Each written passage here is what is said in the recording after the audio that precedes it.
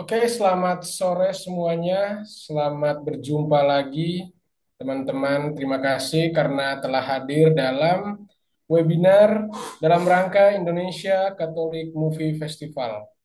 Kegiatan yang diselenggarakan oleh Komsos atau Komisi Komunikasi Sosial Tarekat MSC Provinsi Indonesia, Kongregasi Misionaris Hati Kudus Provinsi Indonesia. Nah, teman-teman, dalam kegiatan ini, sebelum kita mulai webinarnya, saya mau ingatkan lagi bahwa ada beberapa kompetisi, ya, kompetisi film pendek dengan beberapa kategori, misalnya film pendek terbaik, sutradara terbaik, pemeran terbaik, dan lain-lain. Nah, kami mengajak teman-teman yang terlibat dalam webinar ini untuk mendaftarkan diri bagi yang belum, dan kemudian tersebut, tenang saja kalau teman-teman mungkin merasa belum punya basic dalam membuat film atau menulis skrip dan lain sebagainya, webinar ini dipersembahkan untuk teman-teman. Dan teman-teman sekalian, kegiatan ini mengusung tema sukacita berbagi. Bagi teman-teman yang kemarin sudah mengikuti webinar di hari pertama tentang bagaimana mendalami peran, kemarin di awal Romo Sisko juga sudah mengingatkan bahwa kegiatan ini akan menjadi kegiatan tahunan yang pastinya teman-teman yang saat ini mengikuti webinar pastinya akan mungkin terlibat atau juga nanti akan mengikuti lagi kegiatannya di tahun depan gitu. Jadi kita harapkan kegiatan ini justru seperti namanya Indonesia Catholic Movie Festival akan benar-benar mengajak kaum muda di seluruh Indonesia, kaum muda Katolik untuk bersaksi ya seperti tema sukacita berbagi, bersaksi tentang kasih Kristus pada semua orang melalui film-film pendek yang menarik. Makanya webinar ini dipersembahkan untuk kita semua agar kita mampu membuat film pendek yang menarik. Baik, teman-teman, tanpa perlu berlama-lama lagi, kita akan memulai kegiatan kita dengan doa pembuka. Sebelumnya, saya mau perkenalkan kembali ya, nama saya Williams Flavian Pitaroja. Teman-teman bisa memanggil saya Roja atau Williams. Ya, saya akan memandu kita dalam acara ini, yang mana susunan acaranya adalah setelah ini ada doa pembuka, kemudian saya akan memperkenalkan pemateri, kemudian kita akan mengikuti rangkaian materi yang menarik dan setelah itu akan ada sesi tanya jawab. Seperti itu. Baik, tanpa perlu berlama-lama, mari kita siapkan hati kita. Kita akan eh, mengikuti kegiatan ini dengan mengawalinya melalui doa pembuka.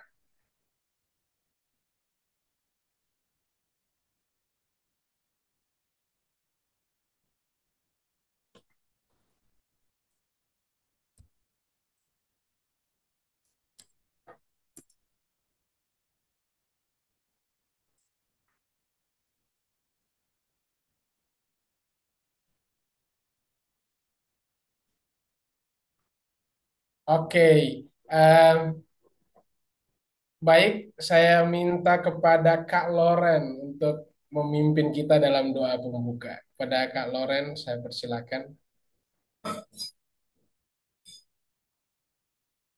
Oke, halo teman-teman. Sebelum kita memulai acara webinar pada malam hari ini, kita bukan dengan doa pembuka. Mari kita buat tanda saat di dalam nama Bapa dan Putra dan Roh Kudus. Amin. Saat malam Allah Bapa dan Kerajaan Surga, sungguh Tuhan kami bersyukur dan berterima kasih Tuhan karena Engkau telah memperolehkan kami semua ya di Zoom hari ini Tuhan untuk kita acara webinar hari kedua. Ya Tuhan, Kau berkati kami semua yang ada di Zoom meeting ini Tuhan, biar sungguh apa yang kami dapatkan pada hari ini bisa menjadi bekal untuk kami dalam kegiatan kami selanjutnya Bapak. Aku juga berarti pembicara pada malam hari Tuhan, Kak Vino, biar segala apa yang diperkatakannya boleh berguna bagi kami semua. Beracara Tuhan dapat cara webinar pada malam hari ini dari awal sampai akhir ya. Kami mau serahkan secara acara webinar ini ke dalam tangan-Mu yang penuh kasih. Doa ini Tuhan kami hantarkan dengan perantara Tuhan kami, Yesus Kristus yang hidup dan berkuasa kini dan sepanjang segala abad. Amin. Di dalam nama Bapa dan Putra dan Roh Kudus. Amin.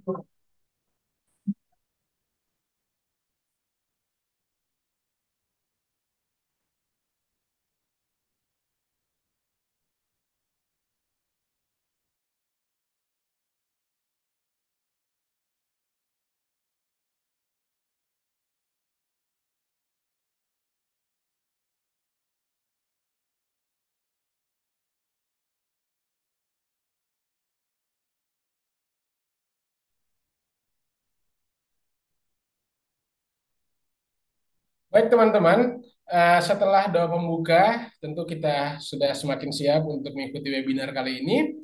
Dan kemarin kita sudah mengikuti kegiatan dengan judul webinarnya berjudul Pendalaman Karakter untuk Peran Film yang diberikan oleh Bro Seto Putrondaru, seorang aktor profesional, profesional stage yang sudah melalang buana dalam dunia perfilman maupun teater gitu. Nah, setelah itu kita kemudian hari ini akan dipandu dalam sebuah proses pembelajaran yang berjudul An Introduction to Screenwriting, ya, yang akan diberikan oleh Alvino Owen Susilo, seorang profesional scriptwriter and ex WTV creative developer. Nah, Bro Vino ini sendiri akan memandu kita tentang bagaimana sih melakukan sebuah proses penulisan naskah untuk atau skenario untuk film atau karya visual visual lainnya teristimewa.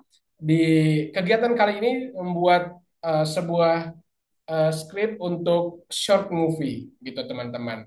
Nah, tanpa perlu berlama-lama lagi, Bro Vino sendiri nanti akan memperkenalkan lebih dalam siapa dia, yang pastinya juga akan memberikan kita materi terbaiknya yang akan semakin membuat kita percaya diri untuk mengikuti Indonesia Catholic Movie Festival.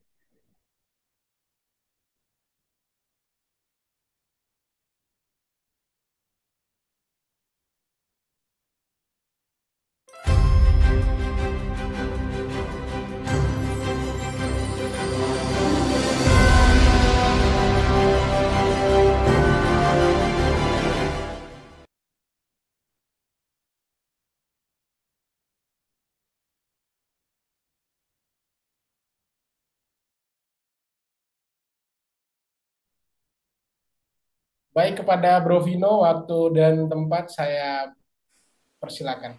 Ya, selamat sore teman-teman semuanya. Salam kenal, nama saya Alvino Wan Susilo. Seperti yang tadi dijelaskan oleh Kak Williams di awal, saya mantan mantan dari script doctor atau creative development di WeTV Indonesia, suatu perusahaan OTT. Kalau kita biasanya nonton Netflix, WeTV ini lebih menyiarkan tontonan Asia, drama-drama China, dan juga drama-drama Indonesia. Salah satu project yang cukup terkenal dan mungkin teman-teman atau kakak-kakak di sini yang pernah denger title-nya adalah Layangan Putus mungkin udah pada tahu? Oke. Eh, ini saya langsung share screen aja deh, Kak Williams. Oke, tahu ya. Nice. Terima kasih untuk responnya. Oke, pada siang hari ini, pada sore hari ini, saya akan membawakan materi yang singkat dan semoga bisa membantu para teman-teman di sini dalam membuat film-film yang berkualitas ya untuk film pendek, kompetisi film pendek yang dibawakan. Nah, judul dari materi sore hari ini adalah Introduction to Screenwriting, teman-teman. Dan di sini saya mengambil sumber dari cukup banyak sumber. Ada Field, kemudian ada Robert McKee, dan juga ada Wayland. Itu mereka para author-author dari buku-buku penulisan skrip yang cukup terkenal. Ada Save the Cat, kemudian ada Theory of Filmmaking. Tanpa berlama-lama, kita langsung mulai aja di sini, teman-teman. Di sini sebelumnya sudah pernah ada yang nulis film sebelumnya? Atau apapun lah, cerita teater atau apapun itu. Udah ada yang pernah bikin?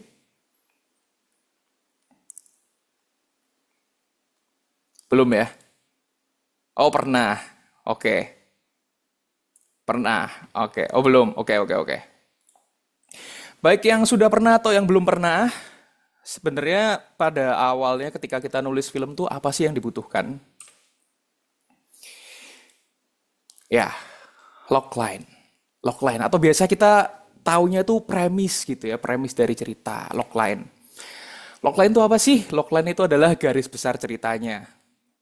Nah, logline ini terdiri, ada formulanya sendiri teman-teman dalam menulis logline. Kita sebelum menulis film yang cerita yang panjang lebar gitu ya dengan masalah-masalahnya, dengan karakter-karakter dan konflik dinamika konfliknya, dengan emosi-emosinya, kita pasti nulis pada awalnya kita menuliskan tema besar cerita ini akan dibawa kemana gitu.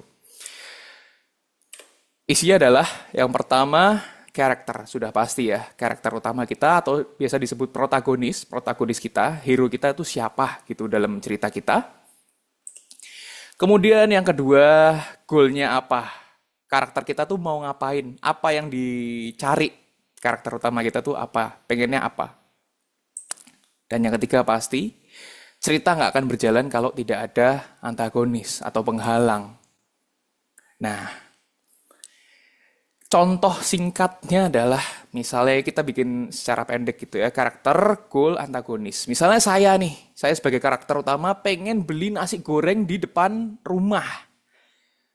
Tetapi tiba-tiba banjir bandang atau HP saya dicopet gitu ya pas perjalanan mau beli nasi goreng. Itu udah jadi satu logline yang utuh untuk kita dikembangkan jadi sebuah cerita gitu. Nah, nanti entah bagaimana kita mengembangkannya, itu nanti kita akan masuk ke struktur penulisan skrip. Tapi logline utama adalah tema besar ceritanya, apa yang akan dibawakan di film tersebut. Kurang lebih kayak gitu. Sampai sini teman-teman pada jelas ya dengan penjelasannya, atau mungkin ada pertanyaan?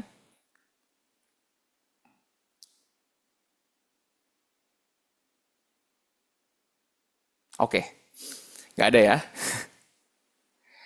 Kita masuk yang pertama, ini contoh lagi. Finding Nemo. Teman-teman di sini udah pada nonton Finding Nemo? Atau kakak-kakak di sini atau mungkin romo-romo? Udah ada yang nonton Finding Nemo? Ini mungkin contoh paling mudah dalam menuliskan sebuah logline. Jadi contoh yang teman-teman mungkin relate gitu ya. Seekor ikan badut yang penakut. Itu udah penjelasan sebuah karakter.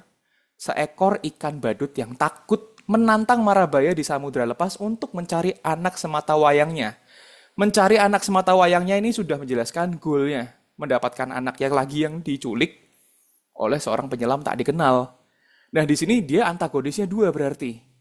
Marabahaya di samudra lepas dan satunya lagi penyelam yang tidak dikenal. Nah, biasanya kita mengenal karakter-karakter itu ada antagonis, ada protagonis, ada sidekick, dan lain-lain. Cuman dalam film pendek misalnya ya, karena keterbatasan durasi, keterbatasan karakter, yang paling umum adalah protagonis dan antagonis. Cuman kita bahas dulu ya. Dari logline itu nanti kita kembangkan menjadi story dan journey. Teman-teman ada yang tahu perbedaan antara story dan journey di sini apa?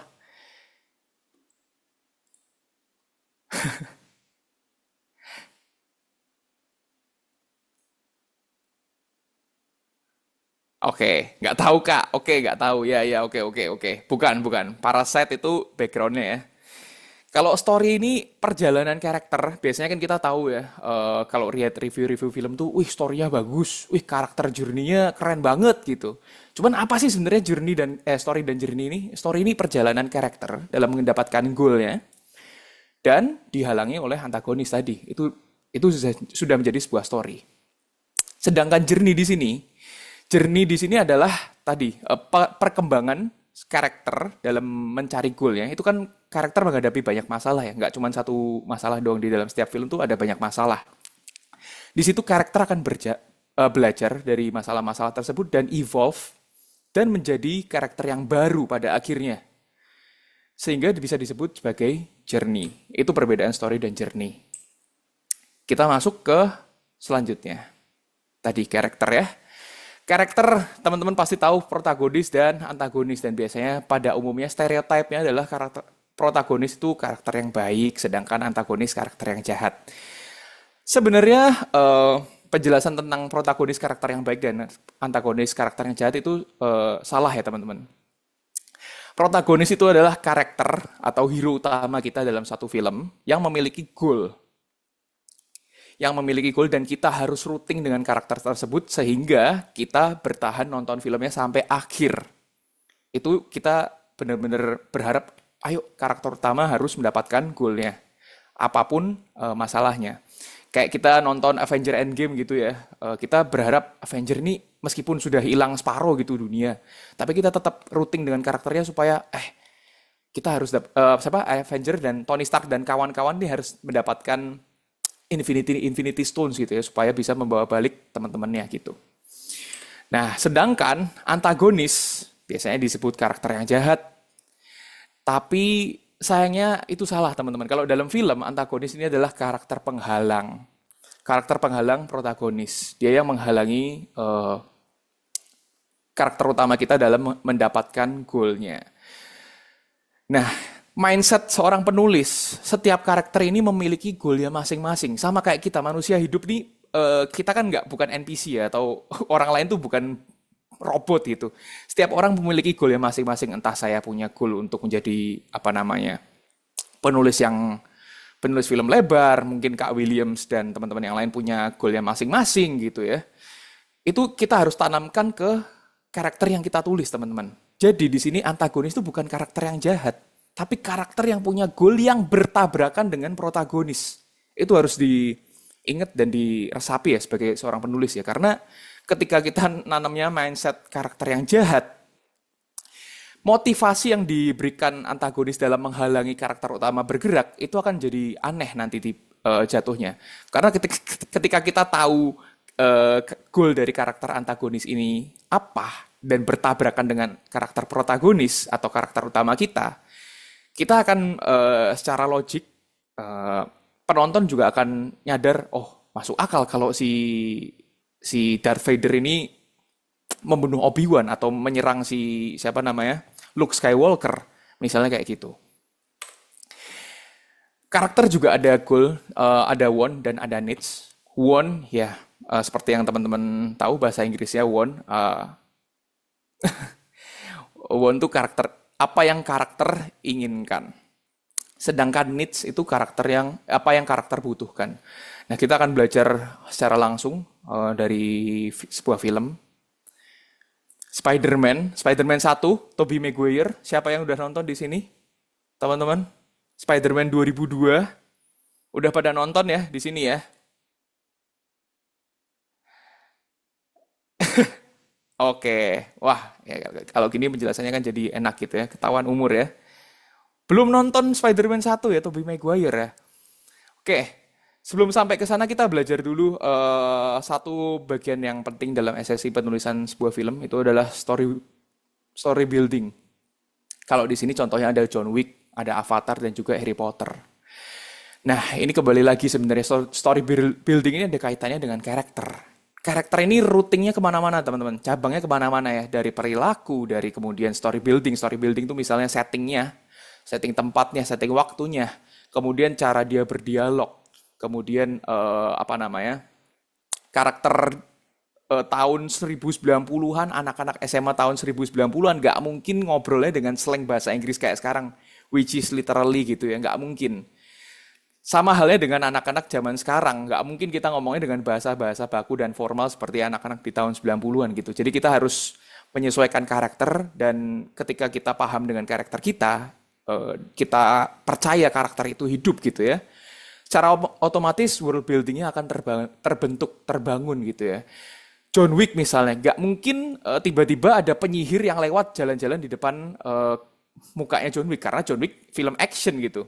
Dan dia sangat mengandalkan dunia real, dunia mafia gitu ya. Nggak mungkin tiba-tiba sesuatu yang fiktif, sesuatu yang magical muncul di depannya. Begitu pula dengan Harry Potter. Nggak mungkin tiba-tiba siapa misalnya? Siapa ya misalnya ya misalnya John Wick lewat di depannya Harry Potter, kan nggak mungkin. Satunya fiksi, satunya dunia action mafia yang sangat mengandalkan realitas gitu, kurang lebih kayak gitu. Jadi pembangunan story building ini sangat dipengaruhi dengan karakter. Makanya tadi saya menaruh karakter di depan, karena karakter ini cabangnya kemana-mana. Ketika kita sudah percaya dengan karakter kita yang hidup, ketika kita percaya dengan karakter kita yang punya layer, ketika kita percaya dengan karakter kita memiliki goal yang kuat, want yang kuat, needs yang kuat, dan bertabrakan dengan antagonis yang kuat, maka secara otomatis penonton juga akan ngeh kok. Itu rasa itu akan tersampaikan ke penonton gitu. Penonton juga akan percaya. Makanya kita kan sering denger ya, misalnya kalau kita habis nonton film tuh, wah aku nggak percaya sih sama karakter ini, kayak kurang believable aja gitu. Nah, kurang believable ini banyak faktornya, dan salah satu faktor yang paling kuat adalah karakter. Gitu kurang lebih menjelaskannya. Sampai di titik ini teman-teman ada pertanyaan? Oh sorry, ada pertanyaan ya. Tapi ada movie gabungan karakter kartun dengan karakter real orang. Live action maksudnya ya? Iya, betul. Iya, itu kan jatuhnya tetap ke fiktif. Jatuhnya tetap ke fiktif dan tema besar ceritanya itu yang akan membentuk cara berdialognya. Misalnya kayak Aladdin, misalnya kita contoh Aladdin dari Disney gitu ya. Itu kan ada apa namanya? Ada orangnya asli, ada cast-nya asli, kemudian ada karakter-karakter kartunnya gitu ya. Tapi itu kan banyak faktornya juga. Salah satu faktornya juga ada itu kan ada berdasarkan original IP, original intellectual property yang dimana kita sebenarnya udah nonton kartunnya kemudian di rework lagi menjadi film live action. Jadi sebenarnya itu tinggal ngepasin aja sih tentang bagaimana cara berdialognya, gimana kita ngatur setnya. Gak mungkin tiba-tiba di Aladdin ada gedung-gedung tinggi yang isinya perkantoran atau ada pembahasan tentang internet gitu kan nggak mungkin ya karena itu di zaman-zaman dulu banget yang semuanya serba quote on quote mistis, bukan mistis sih, magical, kurang lebih kayak gitu. Cukup menjelaskan ya untuk Kak Hartanto Tan atau masih bingung? Atau mungkin teman-teman yang lain masih ada yang apa sih nggak jelas gitu?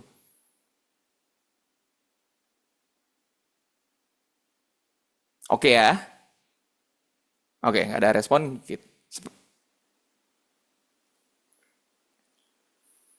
Ini nggak apa-apa ya Kak William, saya sambil balesin pertanyaan atau lanjut presentasi dulu. Hah?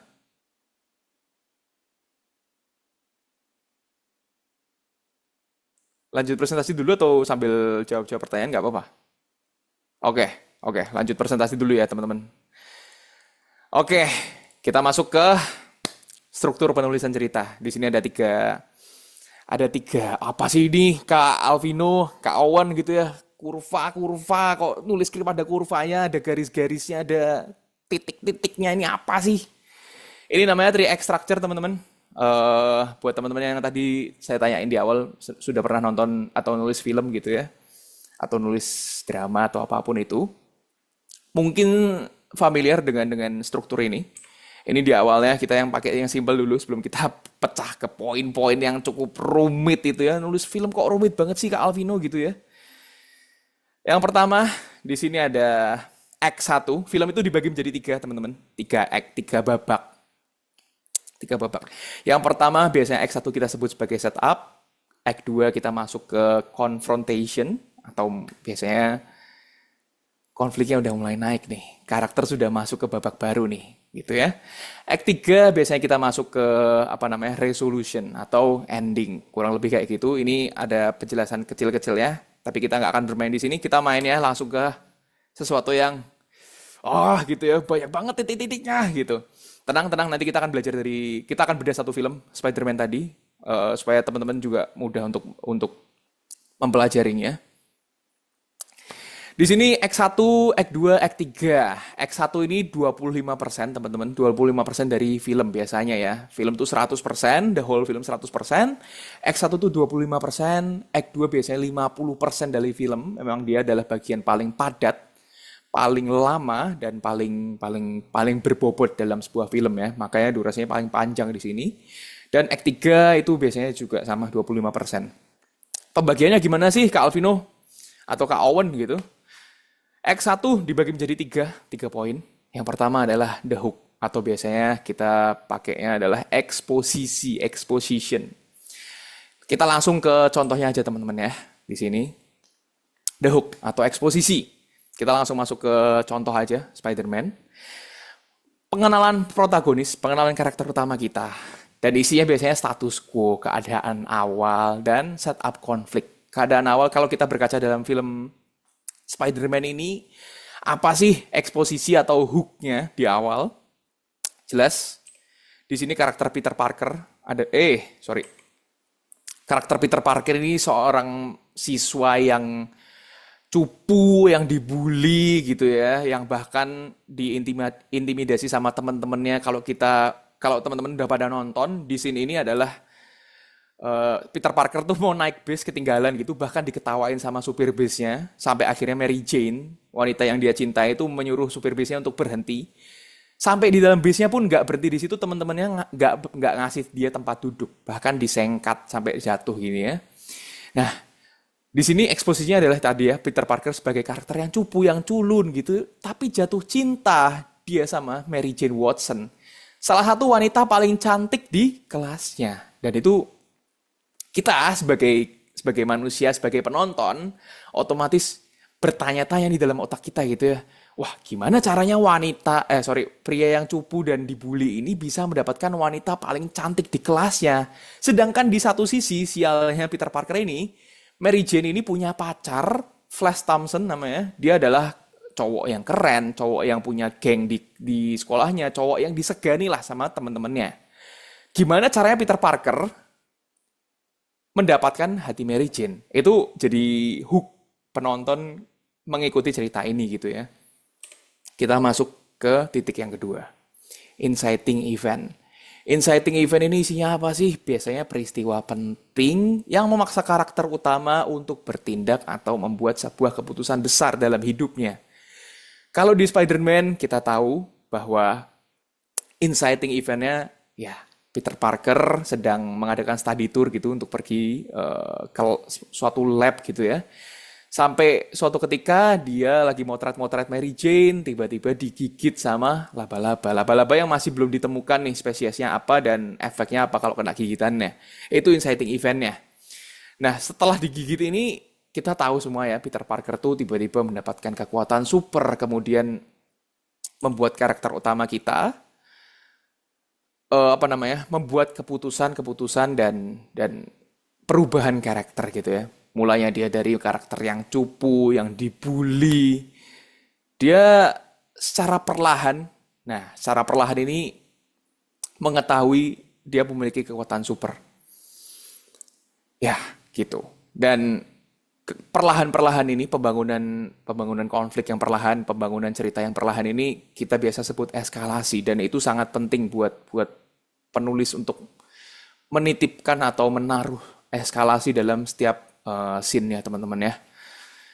Nah, biasanya di inciting event ini karena protagonis kita memiliki sesuatu kejadian besar, biasanya di titik ini juga antagonis kita diperkenalkan juga dan juga kita dikasih tahu bahwa antagonis kita nih sudah mulai bergerak loh. Jadi karakter utama kita nggak boleh layah-layah, nggak boleh diem-diem aja, harus bergerak. Nah, mulai di situ kita sudah masuk ke journey karakter.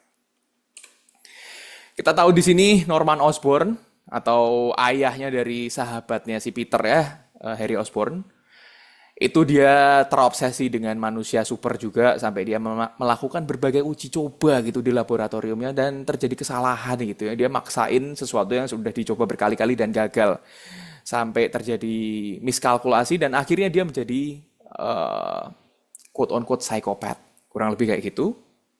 Dan di sini perkenalan antagonis. Kita masuk ke bagian terakhir dari Act 1, first plot point. First plot point itu isinya adalah protagonis mengambil tindakan karena dia udah tahu tadi ya. Peter Parker udah tahu kalau dia punya kekuatan super. Nah, akhirnya dia ke-push untuk masuk ke konflik utamanya, melibatkan dia dalam konflik dan tantangan yang lebih besar. Dan di titik ini there's no point of return. Karakter utama kita tidak ada titik untuk balik lagi ke karakter awal kita. Gak mungkin Peter Parker yang sekarang, yang punya kekuatan super ini kembali lagi ke karakter Peter Parker yang awal, yang dibully, yang tidak punya teman, yang selalu diintimidasi sama teman-temannya. Itu gak mungkin. Karena kita pun sama seperti kita manusia gitu ya, ketika kita masih di bawah gitu, kita mungkin merasanya rendah diri, biasanya lebih tertutup gitu ya. Ketika kita sudah berada di atas, biasanya udah punya uang misalnya, atau punya kekuasaan, pasti kita nggak mungkin tertutup, pasti kita lebih pede, pembawaannya lebih gagah, duduknya lebih tegap gitu ya, pembawaan ngomongnya lebih lancar, nggak terbata-bata gitu, nggak kayak gitu. Sama dengan karakter utama kita, jadi mindset itu tetap harus ditanamkan baik-baik. Kita sebagai penulis harus ngasih roh atau karakter, ngasih roh ke dalam karakter yang kita buat. Kita harus menganggap karakter yang kita tulis itu manusia hidup gitu. Jadi ketika kita bayangin apa yang dia lakukan, oh make sense. Kurang lebih kayak gitu. Di sini there's no point of return. Dan Peter sudah menyadari kekuatan super ya. Dan memutuskan, nah ini persis sama kita ya. Kayak tadi yang saya bilang gitu ya. Manusia tuh kadang-kadang suka suka lupa bahwa kekuatan yang dikasih itu ada manfaatnya, nggak bisa dimanfaatkan secara semena-mena gitu ya. Sama dengan Peter, namanya juga anak SMA, lagi jatuh cinta, dari awalnya intimidasi sama teman-temannya, diinjek-injek, dibully, tiba-tiba bang, dapat kekuatan super gitu. Ya biasanya apa sih yang dilakukan oleh orang-orang anak muda? Nggak cuma anak muda deh, sama kayak kita deh, misalnya kita tiba-tiba dikasih 10M gitu. Show off pasti, sedikit banyak pasti kita show off, berasa jumawa, berasa sombong gitu ya. Sama dengan Peter Parker, dia karena jatuh cinta sama Mary Jane dan sebenarnya keluarganya dia biasa-biasa aja gitu ya. Saingannya dia Flash Thompson yang punya mobil, yang bawaannya mobil, disegani oleh teman-teman. Ketika dia dapat kekuatan super, dia pengen show off, dia pengen mengimpress atau mengattract Mary Jane. Dengan cara apa? Dia memanfaatkan kekuatan supernya untuk ikut audisi gulat, berantem gitu untuk dapat duit terus beli mobil.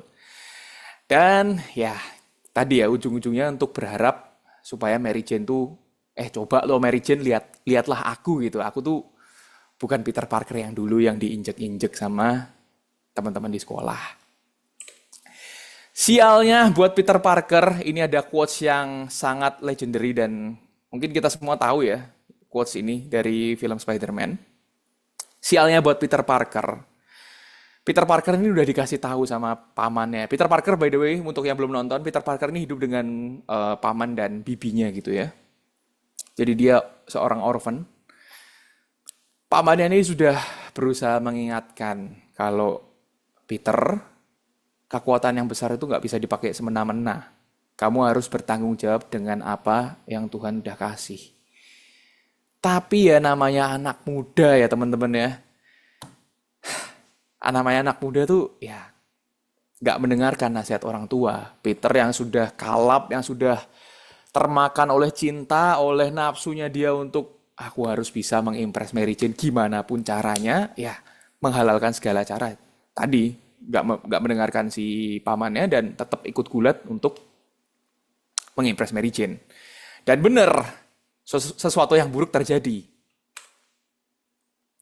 Selesai acara gulat, Peter tidak dibayar dengan harga yang sewajarnya, dengan door prize yang sewajarnya. Door prize-nya misalnya $500 gitu. Cuman Peter tuh cuma dibayar $100. Itu yang pertama. Yang kedua, ketika dia sampai di bawah, karena kan pamannya akan menjemput Peter gitu ya. Ternyata Peter mendapati pamannya dibunuh oleh seorang perampok mobil. Dan itu benar-benar membuat Peter masuk dalam babak baru tadi. There's no point of return. Selain dia karena sudah menyadari kekuatannya, dia sekarang sudah menjadi Peter Parker / Spider-Man. Di satu sisi karena tadi wejangan dari omnya gitu ya, dari pamannya, Peter Parker memutuskan untuk menjadi atau untuk memanfaatkan kekuatannya untuk melakukan hal-hal yang baik gitu. Di sini seperti yang tadi saya mention di awal, karakter punya goal, punya want, punya needs. Nah, di sini needs-nya Peter sudah mulai terpenuhi satu-satu ya.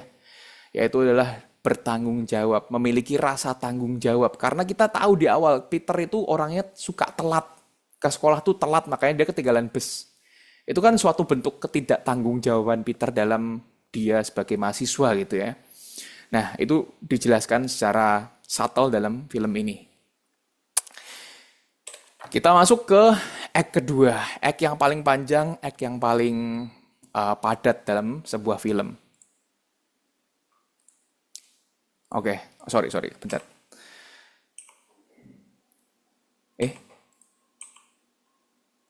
Oke. Di poin yang pertama dalam act 2 ini adalah first pinch point. Kita tadi sudah melihat karakter Peter Parker yang sudah menyadari kekuatannya, tidak bisa kembali ke karakter utama, masuk konflik pamannya meninggal, dia mencari siapa pembunuhnya, terus dia memutuskan untuk menggunakan kekuatannya untuk hal yang baik. Tapi kembali lagi, Kurva-kurva yang tadi kita lihat di tree extractor itu fungsinya apa sih Kak Won? Fungsinya adalah ini teman-teman. Setiap film itu pasti punya dinamika emosi, dinamika konflik. Nah, fungsinya itu tuh ini teman-teman. First pinch point adalah pengenalan atau momen yang memperlihatkan antagonis makin berkembang, makin berkembang. Sama yang tadi sudah saya jelaskan di awal ya, antagonis itu juga punya goalnya sendiri. Di sini Green Goblin juga punya goalnya sendiri. Nah, apa namanya? Tadi kurvanya itu dinamikanya tadi naik, turun ya, turun, terus naik lagi. Seiring dengan bertabraknya goal karakter utama kita dengan goal si antagonis. Di sini karakter utama kita tuh kita sebagai penonton, kita dalam hati pasti berpikir, "Ayo Peter, kamu jangan leha-leha, jangan apa ya, jangan santai-santai karena kalau nggak ada first pinch point ini mungkin Peter lagi duduk-duduk di depan rumahnya lagi baca koran sambil baca apa gitu misalnya karena nggak ada ancaman serius dari antagonis dan itu benar-benar akan merusak dinamika atau struktur konflik dalam sebuah film gitu ya makanya poin ini sangat penting kemunculan antagonis dan pengenalan goalnya dia seberapa mengancamnya dia dalam sebuah film itu sangat penting untuk tadi sama halnya. Ini semua berkaitan eskalasi konflik juga teman-teman ya. Kita masuk ke poin selanjutnya midpoint. Midpoint ini bagian tengah dalam sebuah film ya sama bahasa Inggrisnya ya. Titik tengah dari cerita di mana terjadi perubahan besar bagi protagonis, bagi karakter utama kita. Kemenangan atau kekalahan semu terjadi di sini. Nah, kalau dalam film Spider-Man sendiri midpoint-nya adalah ketika di acara nyebutnya acara gala gitu, acara besar Oscorp. Oscorp ini perusahaannya si Norman Osborn dan Harry Osborn. Mereka lagi ngadain acara-acara besar gitulah. Tiba-tiba Green Goblin datang menyerang dan di sini benar-benar kalah. Peter Parker benar-benar kalah. Kalahnya dalam hal apa aja sih selain bertarung? Kalahnya adalah ketika Peter Parker di titik ini dia menyadari bahwa Mary Jane ternyata setelah putus dari Flash Thompson, dia malah pacaran sama si Harry Osborn, yang mana adalah sahabatnya Peter Parker sendiri. Kekalahannya secara emosional. Nah, di sini pasti teman-teman juga berpikir ya, kalau tadi antagonis disebutkan karakter yang menghalangi goal dari karakter utama, apakah Harry Osborn bisa disebut antagonis? Bisa banget. Di sini Harry Osborn adalah antagonis dari Peter Parker. Karena dia menghalangi goalnya Peter Parker untuk mendapatkan hati Mary Jane. Kurang lebih kayak gitu teman-teman ya. Di sini kekalahan di mana Peter Parker benar-benar kalah pas bertarung pun juga Peter Parker juga kalah di sini. Poin selanjutnya ya, yakni Norman Osborn sudah berubah menjadi Green Goblin. Green Goblin ini udah take over pikiran Norman Osborn sepenuhnya. Bahkan di titik ini Norman Osborn sudah mengetahui identitas Spider-Man itu Peter Parker gitu ya dan mulai mengancam secara direct. Mengancam orang-orang yang dicintai oleh Peter Parker. Ya ini kita diperkenalkan dengan karakter antagonis kita yang makin kuat. Film itu semakin bagus kalau antagonisnya yang makin kuat. Sehingga apa? Sehingga kita tahu karakter utama kita growth. Karakter utama kita tuh berkembang loh, belajar sesuatu. Kalau dalam sebuah film karakter utama kita sudah overpower, sudah tidak ada flaw, sudah tidak ada antitesisnya, sudah tidak ada kelemahannya, penonton juga kalau dikasih masalah juga anggapannya kayak kerikil lah buat protagonis kita. Itulah pentingnya antagonis yang kuat dalam sebuah film ya. Apapun itu antagonisnya ya. Mau itu misalnya banjir bandang, mau itu tiba-tiba angin puting beliung, atau apapun itulah. Penting untuk kita memastikan antagonis kita itu lebih kuat daripada protagonisnya. Supaya apa? Ya tadi balik lagi supaya protagonis kita berkembang, evolving. Karena film kita memiliki basic penonton akan rooting pada karakter utama. Dan gimana sih caranya kita rooting dengan karakter utama ya? Caranya adalah karakter utama kita harus belajar dari kesalahan-kesalahannya dia, dari kekurangan-kekurangannya dia. Supaya ketika dia step up the game, ketika dia evolve, penonton tuh tepuk tangan, ayo Peter, kamu harus bisa ngalahin Green Goblin gitu. Coba bayangin Peter Parker terlalu OP, terlalu hebat untuk Green Goblin ya. Green Goblin mau marah-marah, mau ngancurin gedung, mau ngancurin Mary Jane. Peter Parker mah dengan santai ngadepin dengan dicotos sekali misalnya Green Goblin langsung mati. Ya, jadi filmnya jadi nggak ada seru-serunya, nggak ada eskalasi konfliknya. Kurang lebih kayak gitu teman-teman ya dalam penulisan skrip. Kita masuk lagi ke second pinch point. Ini poin yang penting. Ketika tadi Peter sudah mengalami kekalahan, apa sih yang terjadi selanjutnya gitu ya? Nah, di sini penjelasannya second pinch point dulu deh. Momen lain yang memberikan tekanan atau ancaman dari antagonis. Kembali lagi antagonisnya yang main di sini ya. Seringkali lebih intens daripada first pinch point. Dan ancaman semakin dekat, semakin dekat, semakin dekat. Dan membuat protagonis kita merasa terpojok. Sama yang tadi, seperti yang saya jelaskan tadi ya. Kalau protagonis kita nggak terpojok, nggak kepepet. Ya ngapain kita nonton filmnya gitu. Kalau tadi contohnya Finding Nemo-nya nggak diculik sama orang, terus nggak ada arus samudra yang besar, ya ngapain kita nonton Finding Nemo? Nggak ada findingnya dong ya, nggak ada konflik-konfliknya. Percuma kita nonton berjam-jam kalau nggak ada antagonis yang kuat. Itulah pentingnya kita tetap mengeskalasi dan kurvanya tetap naik. Terutama pada act kedua ini kita harus pastikan konfliknya harus eskalasi naik, kurvanya harus tetap naik terus teman-teman. Karena ini momen-momen krusial dan bobotnya paling panjang dalam film. Kita masuk lagi ke filmnya. Di Spider-Man ini, tadi ya, kekalahan semu di sini, Spider-Man itu dibuat pingsan sama Green Goblin dan diculik. Di sini Green Goblin ngasih, ini menarik ya, Green Goblin ngasih pilihan untuk Spider-Man. Kamu tetap pengen jadi hero, atau kamu akan menjadi, ikut join forces bersamaku gitu, bersama Green Goblin, menjadi villain di kota. Nah, di sini Spider-Man atau Peter Parker harus membuat keputusan yang besar. Dan dia memutuskan untuk tetap menjadi hero. Karena tadi ya, kita sudah tahu needs-nya dia sudah dapatkan needs-nya tadi untuk bertanggung jawab dengan apa yang dia punya, kekuatannya. Ancaman semakin besar, second pinch point, kita harus tetap stick dengan teori penulisan film. Ancaman itu harus semakin direct, semakin besar. Pun di dalam film Spider-Man, Goblin berhasil mengetahui identitas Peter Parker dan langsung menyerang orang terdekatnya, yaitu adalah Bibi May di sini. Dia tahu Bibi May ini orang satu-satunya Peter Parker yang dimiliki oleh Peter Parker. Jadi dia langsung nyerangnya direct ke situ, nyerang emosionalnya. Karena Peter Parker di titik ini masih bisa melawan Green Goblin lah. Tapi ketika diserang bibinya, satu-satunya orang yang dia punya, Peter Parker secara mentally akan breakdown. Secara mentally akan, orang yang satu-satunya aku miliki hampir dibunuh sama Green Goblin. Jadi benar-benar ancamannya itu semakin dekat, semakin nyata, dan semakin intens gitu ya.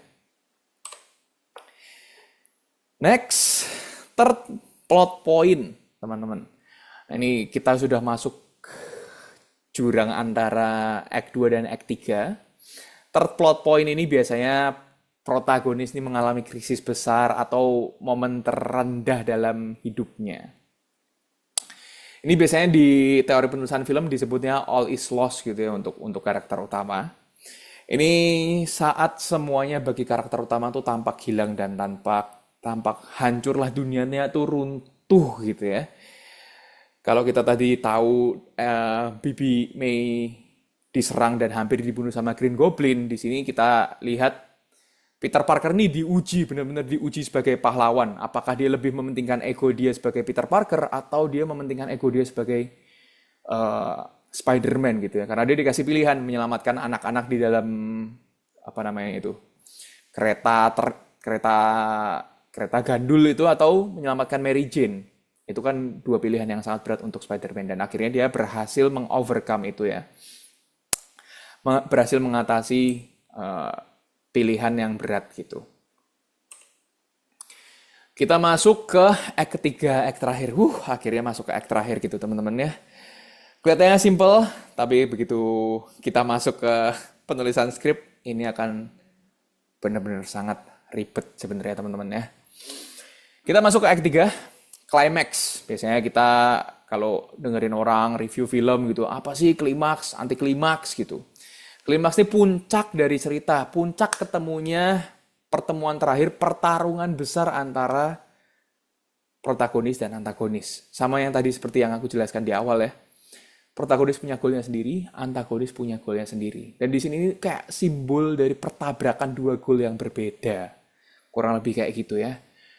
Nah ini kayak kesimpulan dari semua yang eh, kita tonton selama 1,5 jam lebih gitu. Pertarungan besar antara Peter Parker dengan Green Goblin dan di dalam film kalau teman-teman udah pada nonton akhirnya Green Goblin mati karena kesalahannya sendiri, karena kelicikannya sendiri, sedangkan Spider-Man berhasil menjadi hero di kota New York gitu ya. Di poin terakhir dari Act 3, maaf ini kalau fotonya kurang senonoh ya, tidak senonoh gitu.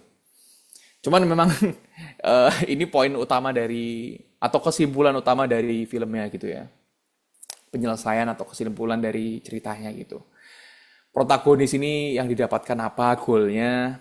Tadi kan goal utama dia adalah mendapatkan Mary Jane dan dia berhasil mendapatkan perhatian atau mendapatkan hatinya Mary Jane. Berhasil mendapatkan hatinya Mary Jane gitu ya. Dan di sini pun kita juga sadar bahwa Peter Parker ini sudah bukan Peter Parker doang loh. Peter Parker ini udah slash Spider-Man. Jadi tidak mungkin dia akan menjadi karakter yang diinjak-injak lagi, karakter yang tertutup lagi, karakter yang cupu lagi. Dia sudah memiliki banyak pengalaman, banyak bekal yang membuat dia menjadi karakter yang lebih dewasa, karakter dia yang lebih mature. Kurang lebih kayak gitu teman-teman ya. Nah, cuman di ending ini, si penulis dari film Spider-Man memutuskan untuk Peter Parker menyadari niche-nya lebih besar gitu ya. Apa sih niche-nya tadi sebenarnya? Belajar menahan ego dia sebagai Peter Parker atau menahan ego dia sebagai Spider-Man. Peter Parker di sini sudah belajar bahwa dengan menjadi Spider-Man, orang-orang di sekitarnya tuh dalam ancaman, nggak aman. Dan di sini kalau kita lihat di awal Peter Parker menghalalkan segala cara untuk mendapatkan perhatian Mary Jane, di ending kita mendapatkan kesimpulan bahwa Peter Parker ini sudah belajar dan aku harus let go Mary Jane supaya Mary Jane terhindar dari bahaya, dari musuh-musuhku. Karena cepat atau lambat ketika musuh sudah tahu Peter Parker adalah Spider-Man, otomatis orang yang diserang pertama dan kedua adalah bibinya dan juga Mary Jane. Kurang lebih di situ. Jadi kedewasaan karakter ini akan diuji gitu ya ketika dan kesimpulannya kita akan terima di ending film. Sama kayak tadi ya teman-teman. Ini aku akan jelasin balik lagi ke poin awal 3x structure tadi tentang kurva ini aku balik lagi ya. Konfliknya seperti yang tadi aku jelasin ya. Dari awalnya di sini kemudian beranjak eskalasi naik sampai pada ujungnya di klimaks kemudian turun. Itu banyak penjelasannya. Apakah naiknya itu karena konflik, karena story-nya, karena plot point-nya, karena emosinya, dinamika itu kita harus perhatikan semua.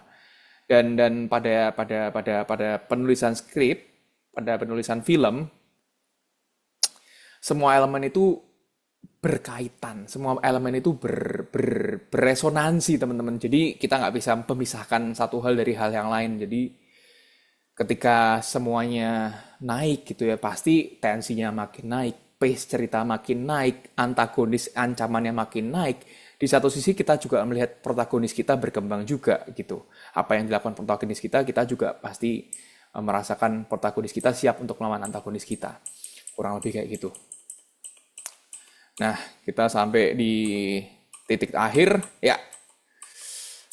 Nah, di sini kurang lebih kayak gitu teman-teman untuk 3x structure. Memang terkesannya agak ribet. Kok banyak banget sih poin-poinnya, kok banyak banget sih hal yang harus diperhatikan. Padahal kan tinggal nulis gitu ya. Gak apa-apa buat teman-teman yang sudah pernah atau belum pernah menulis film. Pada akhirnya yang harus dicermati adalah tulis saja dulu. Itu yang paling penting, tulis saja dulu. Mulai dari awal tadi, logline. Tema besar cerita yang teman-teman akan bawakan tuh apa sih sebenarnya? Kalau kita udah tahu tema besarnya, mulai bedah satu demi satu gitu ya. Kita tuh kayak penjahit aja sebenarnya. Penulis tuh kayak penjahit benang merah aja. Jahitannya masuknya lewat mana, keluarnya lewat mana, sama. Kalau kita udah tahu garis besar ceritanya, benang merah ceritanya, kita akan dengan mudah kayak apa namanya? Oh, habis ini karakternya belokin ke kanan, lurus, agak cepet, agak ngegas dikit, habis itu direm, habis itu kita naik pesawat biar agak ngebut dikit, tapi habis itu landing dulu, lay down dulu. Karena ternyata ada badai besar di depan. Kurang lebih kayak gitulah analoginya supaya teman-teman bisa bisa lebih paham. Kak Williams, mungkin dan teman-teman mungkin itu yang bisa saya share di introduction to screenwriting pada hari ini. Mungkin teman-teman ada yang masih bingung atau mungkin tidak terbantu sama sekali dari penjelasan saya, bisa bisa dilanjutkan ke sesi tanya jawab ya, Kak Williams ya. Silahkan buat teman-teman yang mau bertanya. Atau masih, apaan sih Kak Vino? Penjelasannya nggak jelas sama sekali misalnya. Atau nggak ada pertanyaan sama sekali nih.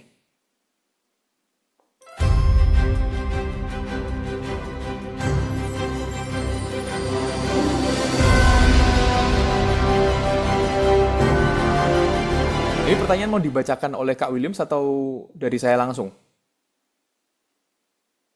Dari saya langsung aja berarti ya. Oh, pertanyaannya. Bagaimana dengan short movie 5-7 menit, bagaimana membangun karakter dan pinch point? Oke. Pertanyaan kedua, bagaimana dengan film yang alurnya mundur atau maju mundur, misalnya Memento? Apakah masih mengikuti teori penulisan tadi? Ketiga, apakah mungkin film tanpa protagonis, misalnya One Fine Day-nya George Clooney dan Favor? Menurutku kok nggak ada protagonisnya ya. Oke. Satu-satu ya. Satu, bagaimana dengan short movie 5-7 menit, bagaimana membangun karakter dan pinch point? Ini sebenarnya ya setiap elemen atau setiap media itu memiliki kelebihan dan kekurangannya masing-masing. Apa yang saya maksud ini adalah kalau short movie, kita memang memiliki minim screen time untuk menjelaskan karakter. Sedangkan di film panjang kita punya banyak waktu ya untuk menjelaskan karakternya. Ini punya masalah ini, punya konflik ini, punya goal ini, punya sifat ini, punya relasi ini, punya teman-teman ini, punya mentor ini gitu. Nah, cuman yang bisa aku bilang di sini adalah sebenarnya sama aja. Teori penulisan film itu basicnya sebenarnya semuanya sama. Memang banyak sih teori penulisan filmnya. Cuman buat aku personally semuanya itu sama, mengarahnya ke sama.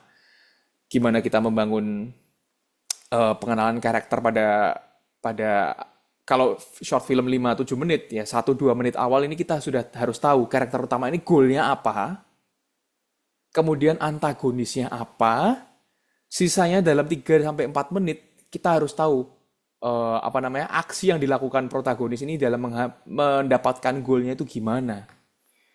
Pada akhirnya di sisa 2-3 menit yang akhir kita menjelaskan gimana goal kita bertabrakan dengan antagonis, penyelesaian gimana, klimaksnya gimana. Sebenarnya sama aja, itu pembagiannya kita cuman baginya lebih ke ngirit screen time aja, dipercepat aja pacingnya. Jadi nggak perlu terlalu lama, terlalu detail. Karena kan kalau kita nulis film panjang itu kan bisa beratus-ratus scene gitu ya, 120, 140 scene biasanya. Nah, kalau dalam film pendek 5-7 menit itu kan biasanya 5-7 halaman mentok 10 halaman gitu ya. Nah, di situ kalau mau pembagian gampangnya, pembagian mudahnya, ini yang aku pelajari di WTV Indonesia. Pembagian gampangnya ya 1-2 halaman awal kita sudah tahu karakter utama ini goalnya apa. Kayak tadi contoh yang tadi saya pengen bawakan di awal gitu ya. Saya pengen beli nasi goreng. Di 1-2 menit awal, saya udah harus misalnya ngomong atau scene awalnya perutnya udah kerucuk-kerucuk. udah belum makan 1 hari atau berapa jam gitu, misalnya dari kemarin malam gitu, perutnya udah kerucuk-kerucuk, saya udah harus bergegas ke bawah, pengen beli nasi goreng, karena lapar banget, kalau aku nggak makan mati, mahnya kena, atau asam lambungnya kena gitu. Di 2 sampai 3 menit selanjutnya, menjelaskan tadi ya, antagonisnya, misalnya banjir bandang atau copet, tiba-tiba HP ku dicopet, otomatis goalku berubah. Sama kayak tadi Spider-Man, percontohannya sebenarnya. Goal utamanya dia sebenarnya mendapatkan Mary Jane. Tapi ketika dia mendapatkan kekuatan baru, kekuatan super, goalnya dia udah beda lagi, menyelamatkan masyarakat, mengalahkan Green Goblin. Itu memang sudah wajar di dalam film tuh, goal akan berubah, itu hal yang wajar gitu. Sama sebenarnya penjelasannya kayak gitu kalau di short movie. 1-2 halaman awal kita sudah harus tahu karakter utama kita maunya apa. Halaman 3 sampai mungkin halaman 4 atau mungkin sampai halaman 5 kita sudah tahu antagonisnya seperti apa, aksi yang dilakukan protagonis apa, misalnya tadi ya. Misalnya sudah dihalangi oleh pencopet gitu ya. Kita otomatis nggak mungkin dong tetap pergi ke nasi goreng seolah-olah tidak ada yang terjadi.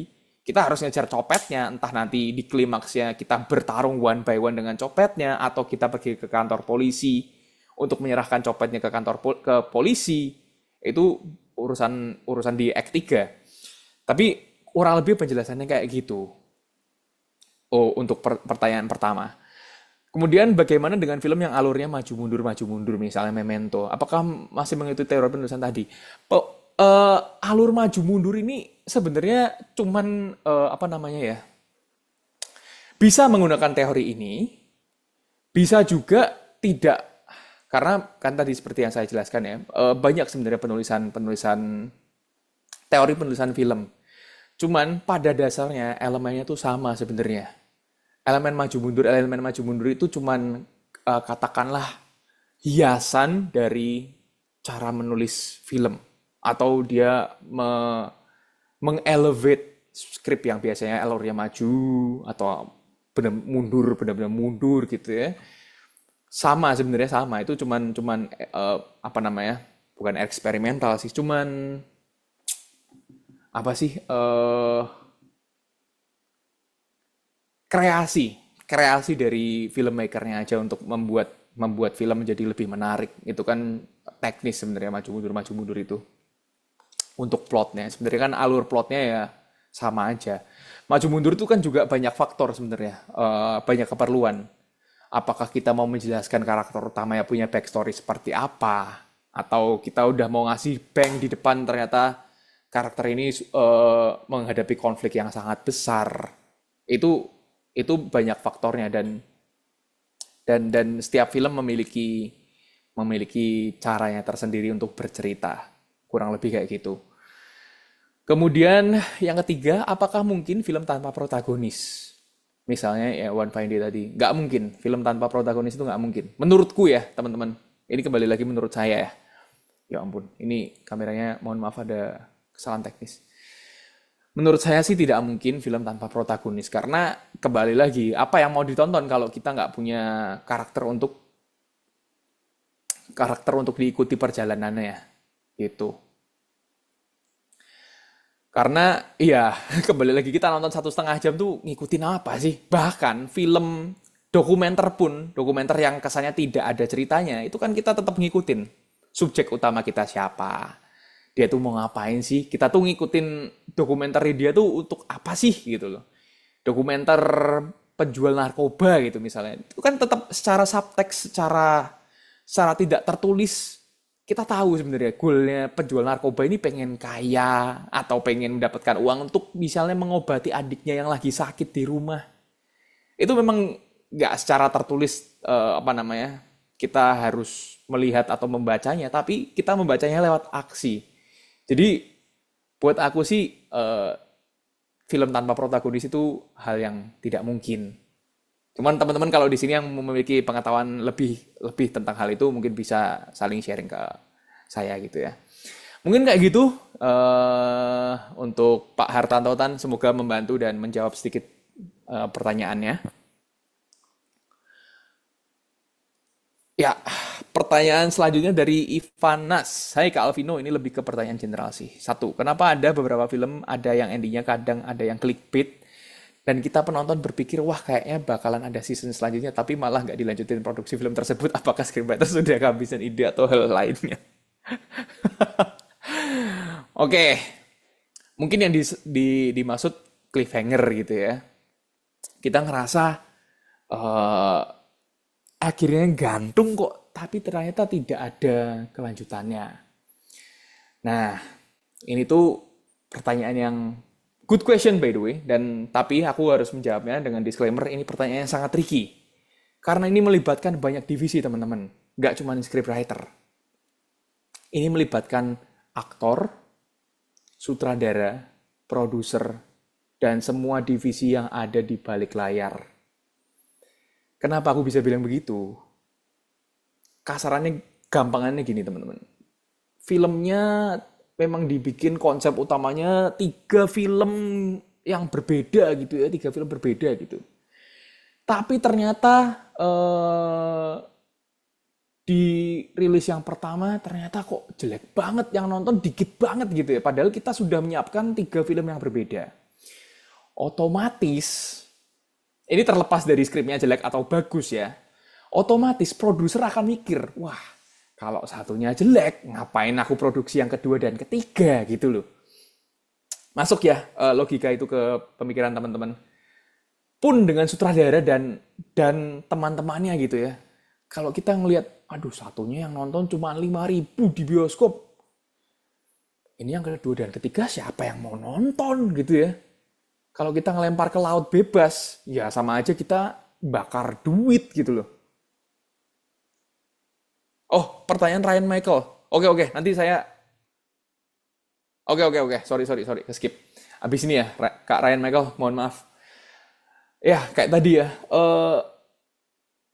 kalau scriptwriter kehabisan ide itu nggak mungkin. Karena, kenapa aku bisa bilang nggak mungkin? Karena ketika misalnya, kayak tadi, filmnya sudah dikonsepkan akan jadi 3 film yang berbeda dengan satu penulis yang sama, dengan produser yang sama, dengan PH, production house yang sama, dengan sutradara yang sama. Tiba-tiba di film pertama tidak laku, atau ya tiba-tiba di film pertama tidak laku. Penulisnya kehabisan ide. Produser dengan gampang ya udah tendang aja kita cari penulis yang baru. Karena banyak banget penulis di sini yang bisa membuat cerita baru, mendevelop cerita yang sudah ada gitu loh. Jadi kalau scriptwriter kehabisan ide itu nggak mungkin. Ini yang berdasarkan pengalamanku ya, Kak Ivanas. Jadi correct me if I'm wrong ya. Kemudian pertanyaan yang kedua, semoga menjawab ya tadi pertanyaan yang pertama. Jadi melibatkan banyak banget elemen dalam pembuatan film, tidak cuma scriptwriter. Ya, gitu.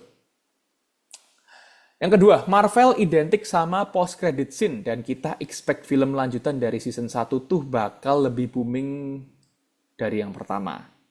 Tapi malahan jatuhnya jelek dari review kritikus film dan movie reviewer. Pendapat Kakak Alvino sebagai scriptwriter tentang hal ini seperti apa dan what about the solution? Sorry, sebentar, ini aku harus klarifikasi nih. Pendapat saya tentang post credit scene atau review jelek dari kritikus. Ini 2 hal yang berbeda nih. Kak William, sini saya boleh sambil minum nggak ya? Kering. Oke, bentar ya.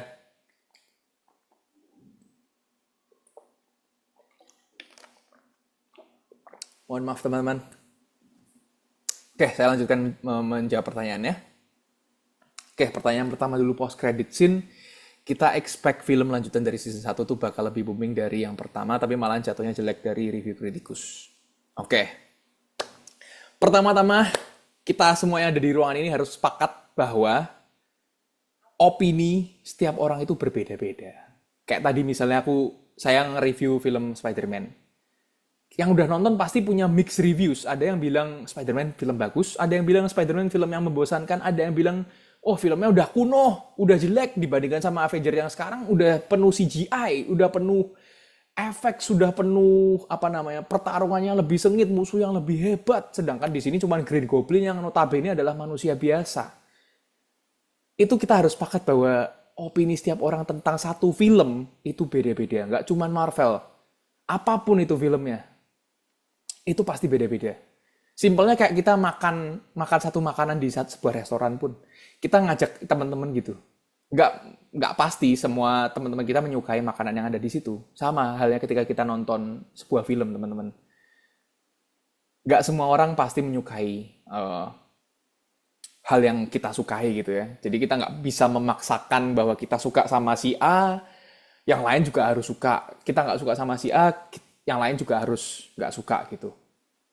Nah, kalau kita ngomong review kritikus film dan movie reviewer, mereka ini pasti punya standarnya tersendiri dalam review atau mengkritik sebuah film. Nah, kita harus tahu nih parameternya apa mereka memberikan kritik yang buruk, memberikan kritik yang jelek terhadap satu film. Apakah karena terlalu banyak CGI? Mungkin kritikus atau reviewer filmnya lebih suka filmnya lebih realis pendekatannya. Film yang tidak terlalu banyak efek-efek tembak-tembakan atau tembak-tembakan laser atau apa namanya planet-planet lain. Itu kan jadi satu elemen atau satu hal yang akan mempengaruhi cara dia mengkritik dan hasil kritikannya dia. Jadi itu sifatnya sangat subjektif. Jadi kita nggak bisa memaksakan reviewer film itu harus suka dengan film Marvel dalam konteks pertanyaan Kak Ivanas ini ya. Dan ya itu tadi, semua orang memiliki parameter yang berbeda, semua orang memiliki pendapat yang berbeda, semua orang memiliki pengalaman yang berbeda, pengalaman nonton. Kayak misalnya kita nggak pernah nonton Marvel, nggak pernah nonton Avenger gitu deh. Kita seringnya nonton Power Ranger tahun 90-an, kan sama-sama film action dan fiksi gitu ya. Kita nontonnya itu terus gak pernah nonton film lain. Tiba-tiba aku datang ngasih film nih, nonton nih film kesukaan kamu nih, action dan juga fiksi, nonton Avenger. Bisa jadi kamu bisa pingsan nonton itu karena gila banget ini mind blowing, kok bisa ada film efeknya serealistis ini padahal kita tahu itu bohongan. Nah, itu kan banyak faktor ya dalam pemikiran orang-orang bagaimana dia menilai sebuah film, bagaimana dia mengkritik sebuah film. Balik lagi ke situ. Jadi kita nggak bisa mengkotak-kotakan dan memaksa reviewer film untuk selalu suka dan sependapat dengan apa yang kita rasakan. Kurang lebih kayak gitu. Mungkin menjawab atau kurang menjawab Kak Ivanas, semoga membantu sedikit ya, mencerahkan sedikit lah tentang pertanyaannya. Kayak gitu. Oke, tadi pertanyaan dari Kak Ryan Michael. Menurut Kak, manakah yang lebih baik, karakter yang banyak berdialog dan bertindak, ataukah karakter yang kurang berdialog tapi banyak bertindak dalam film? Pertanyaannya bagus banget ini. Bagus banget ini. Oke, teman-teman. Satu hal lagi yang terima kasih by the way untuk pertanyaan ini. Tadi aku sempat lupa untuk mention. Meskipun kita nih misalnya dalam satu ruangan ini adalah penulis semua, kalian adalah penulis semua, imajinasikan kalian adalah penulis semua. Kita nih meskipun penulis, teman-teman, pada akhirnya produk yang kita lihat di akhir adalah aksi dari karakter. Nah, makanya kalau kita mengkulik lebih jauh dari penulisan skrip, ada yang namanya show don't tell. Show don't tell itu apa tuh Kak Alvino? Itu tadi. Karakternya tuh ngapain? Apa yang dipengenkan oleh karakter utama kita? Nggak mungkin kan si Peter Parker ngomong sendiri di depan kaca gitu, aku pengen banget deh sama Mary Jane. Itu kan udah kelasnya sinetron banget atau kelas film garapan anak SD gitu ya yang tidak mengerti tentang penulisan skrip gitu. Nah, kayak tadi menjawab pertanyaan Kak Ryan Michael ya, ada baiknya kita lebih showing karakter kita tuh maunya apa, caranya dia mendapatkan goal tersebut itu bagaimana, cara dia menghadapi antagonis dan halangan di depannya itu seperti apa, bagaimana, dan gimana dia berproses dalam setiap scene-nya. Kurang lebih kayak itu. Jadi lebih baik lebih baik scriptwriter itu memberikan banyak aksi terhadap karakter yang dia ciptakan. Kurang lebih kayak gitu, Kak Ryan Michael. Semoga menjawab sedikit dari pertanyaannya. Ada pertanyaan lain, teman-teman?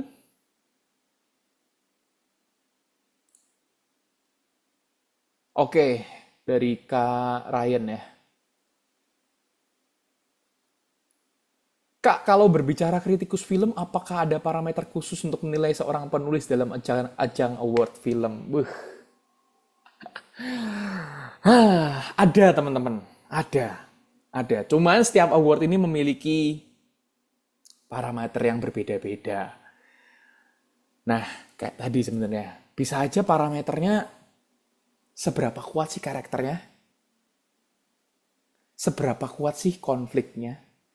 Karakternya tadi aku bilang itu seberapa kuat karakter protagonis dan antagonisnya, dan karakter-karakter di sekitarnya. Misalnya karakter utama kita punya temen. Apakah karakter temen ini sebagai pajangan doang, sebagai hiasan doang, sebagai properti doang, atau punya efek di dalam filmnya? Misalnya karakter sampingan ini ternyata membuat konflik makin pecah, makin besar, atau membuat karakter utama kita menyadari sesuatu yang selama ini dia tidak sadari. Itu kan punya efek terhadap film. Itu bisa jadi salah satu parameter dalam menilai skrip ini bagus atau enggak. Kemudian yang kedua, gimana dia mendeliver dialog, yang mendeliver emosi, mendeliver kurva yang ada di background ini teman-teman. Gimana dia caranya menjahit benang sedemikian rupa untuk membuat konfliknya itu enak diikutin, flow-nya tuh kayak nyantai, tapi tiba-tiba bang. Kita tuh nontonnya santai tapi mind blown. Tiba-tiba wah, kok bisa ya gini ya?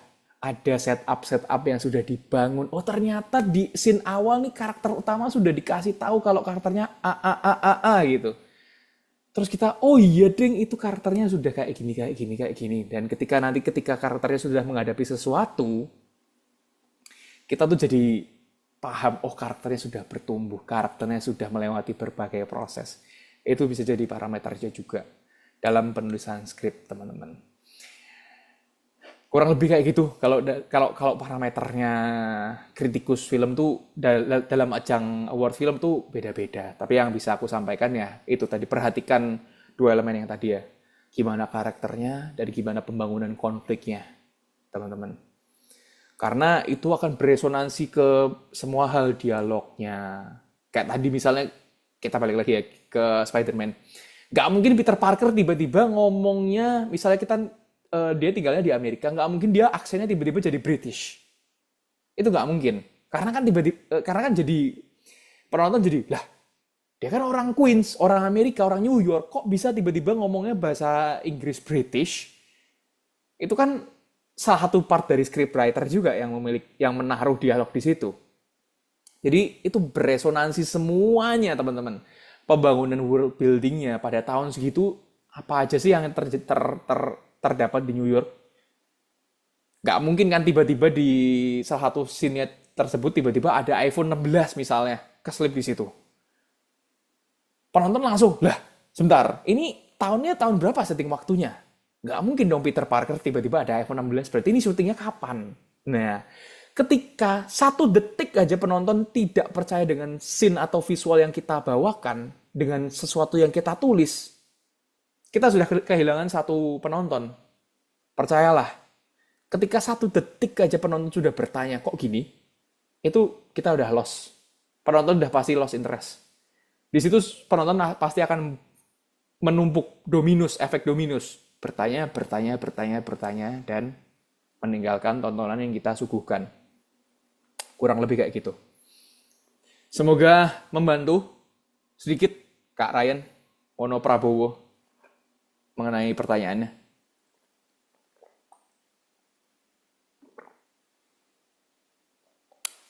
Kak Ryan Michael kembali bertanya.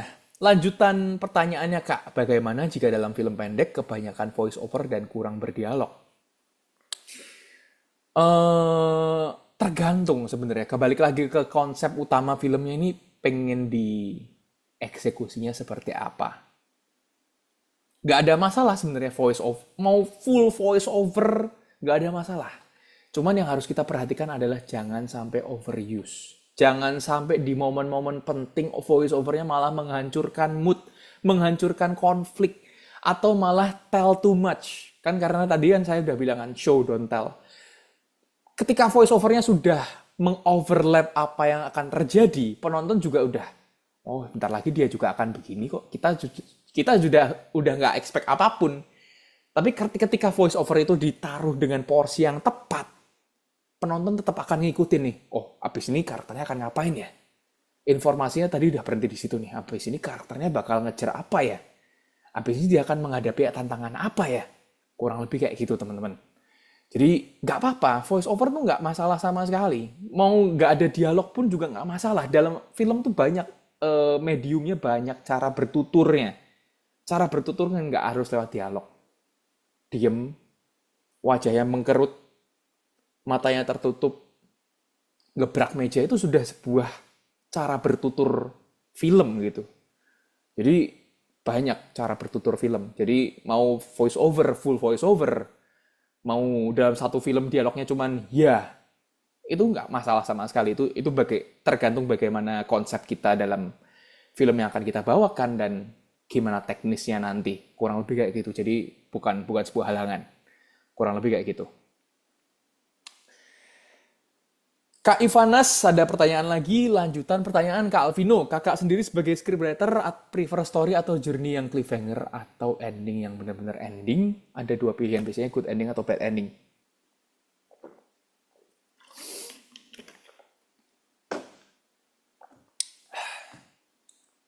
Oke.